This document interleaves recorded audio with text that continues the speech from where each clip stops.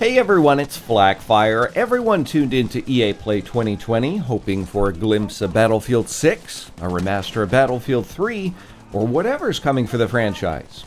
Well, at least we did anyway. Unsurprisingly, DICE and EA didn't reveal any details on the next Battlefield game. Or did they?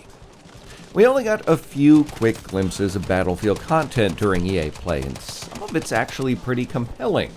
And I know you're thinking, oh, here comes the clickbait, but I'm dead serious.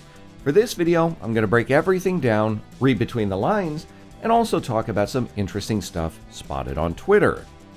Before we hop into it, remember that much of this is speculation, and I don't actually have any idea where Battlefield is headed next.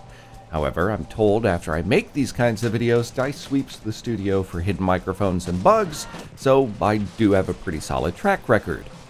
With that said, let's take a look at everything Battlefield at EA Play 2020. So, among the few bits of Battlefield we saw were the collapse of a large building, some incredibly realistic facial capture technology, AI soldiers combating one another, and new particle physics. To me, the most compelling bit is the building destruction, and for several reasons. First of all, this example appears to be made using entirely new assets. Now, it's not uncommon to see tech demos with old environments, which does make this one unique. If you pause the short clip, you can actually see a complex HVAC system on the top of the building. What's more, you'll see a couple of satellite dishes. This tells me that whatever we're looking at here was clearly modeled after something in the modern age. It doesn't make a whole lot of sense to build an entire building for just a half-second tech demo, so I suspect this might actually be our first glimpse of Battlefield 6. The architecture of the building is clearly an American traditional design, the kind often seen in larger cities like Chicago or New York, but this of course could all just be smoke and mirrors. Tweets from an industry insider, however, appear to confirm that Battlefield 6 has a modern setting. He also said a remaster of Battlefield Bad Company that was in development got canned, but that's a story for a different video. Jeff also isn't some random journalist. He writes for VentureBeat, so he is in some way credentialed. Why he'd be leaking information like this is beyond me, but he seems very confident about it and apparently isn't bound by any kind of non-disclosure agreement. Still, I don't see it positively impacting his website's relationship with EA, which does make it kind of suspect. Regardless, the destruction of the building is on a scale we haven't seen since Battlefield 4's Levolution. Instead of blowing out smaller sections of a structure like we recently saw in Battlefield 5, this clip showcases a huge part of the building crumbling. This could be the next big step in destruction with the Frostbite engine. And let's not forget that events like the collapse of the skyscraper on Siege of Shanghai in Battlefield 4 were scripted. And what we're seeing here could be entirely dynamic. It also brings back a bit of an awe factor that we were definitely missing in Battlefield 5. So, in addition to potentially confirming a huge directional shift in Frostbite destruction and a modern time frame for Battlefield 6, EA and DICE might have also just teased that the next game will have a single-player component. Now, if you're wondering where I'm pulling that from, take a look at this fantastic face.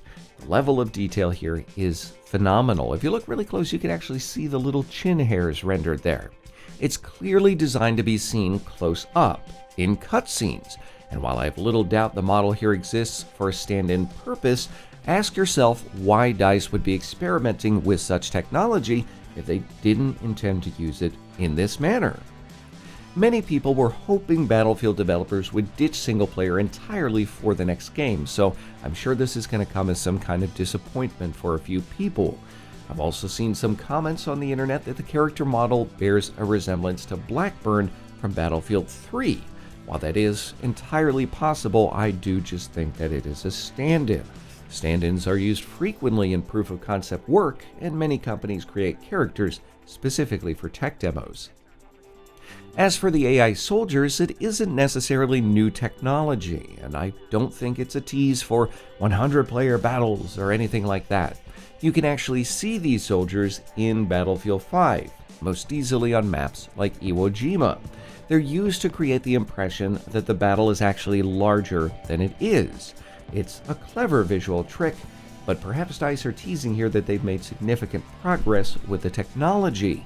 Developers have reportedly been using AI to test maps for a while, so maybe they'll have some kind of increased role in the next Battlefield game. Finally, the new particle physics shows some realistic smoke reacting to an object. I don't have much to say aside from it looks cool, and Frostbite is known for its impressive visuals.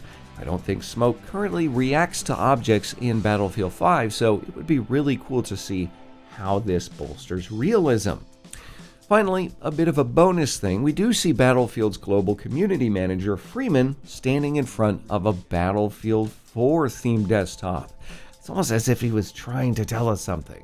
Freeman, blink 3 times if the next Battlefield is modern. I knew it! Anyway, that's everything that we've gleaned from what turned out to be a really underwhelming EA Play. I personally do think the next Battlefield is a modern setting for the sheer reason that DICE will be looking to distance itself from Battlefield 5 as far as possible.